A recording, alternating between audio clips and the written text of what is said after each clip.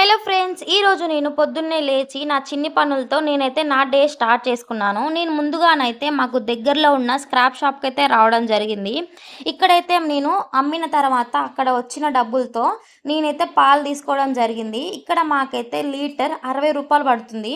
నేనైతే half litre తీసుకున్నాను. ఇక్కడ ఈ అన్నయ్య దగ్గర మనకి జున్ను పాలు గూడా దొరుకుతాయి. జున్ను పాలైతే నాకు చాలా ఇష్టం. మీకు గూడా ఇష్టమైతే నాకు కామెంట్ జేయండి. నేనైతే ఇంకా పాలు తీసుకున్నాను. నెక్స్ట్ నా పనొచ్చేసి నేనైతే కారం పట్టించాలి. నేనైతే ఇంకా కారం మిల్లుకి గూడా వచ్చేసాను. ఇక్కడ మాకైతే రష్ గూడా ఎక్కువుండదు. సో, నాకైతే ఇక్కడ కారం పట్టినందుకు రూ. 40 తీసుకున్నారు. మీ దగ్గర ఎంతనో నాకు కామెంట్ జేయండి.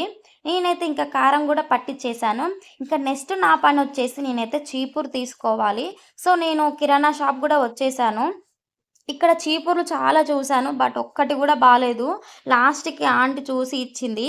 ఓకే. పర్లేదు అది కొంచెం లడ్డుగానే ఉంది. ఇదొచ్చేసి నాకు రూ. 30 పడిందండి. మీ దగ్గర ఎంతనో నాకు కామెంట్ జేయండి. నేనింక ఈ 3 తీసుకొని ఇంకా ఇంటికెళ్ళిపోవడమే. మాకైతే ఇక్కడ నుంచి ఇంటికి 5 మినిట్స్ టైం పడుతుంది. నేనైతే ఇంకా ఇంటికొచ్చేసానండి. నేనింకా రెడీ అయిపోయి డ్యూటీకెళ్ళిపోవడమే అని అనుకున్నా. బట్ కాదండి. మా మమ్మీ నాకొక ట్విస్ట్ ఇచ్చింది. ఇంటికి రాగానే నాకు గ్యాస్ అయిపోయిందని చెప్పింది. బట్ మా మమ్మీకి తెలియదు. నేను ఆల్రెడీ గ్యాస్ నింపిచ్చే పెట్టాను 1 మంత్ బ్యాకు. నేనింక దేవుడింట్లో నుంచి కిచెన్‌లోకి తీసుకెళ్ళడమే దీన్ని. ఇదైతే చాలా వెయిటుంది. స్క్రాప్ షాప్‌కి వెళ్లి చాలామంది బాటిల్స్ అమ్మడానికి చాలామంది సిగ్గుపడతారు. సో, నేనైతే ఎప్పుడూ అలా నేను అనుకోలేదు.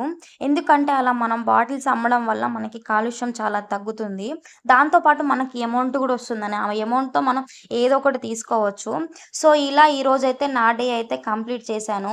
నేను మొత్తానికైతే ఇంక నా గ్యాస్ అయితే నేను పెట్టేశాను. ఇంక నేను రెడీ అయ్యి వర్క్‌కి వెళ్ళిపోవడమే. ఈరోజు నా వీడియో ఇదండి. అందరికీ నచ్చితే మాత్రం లైక్ చేయండి.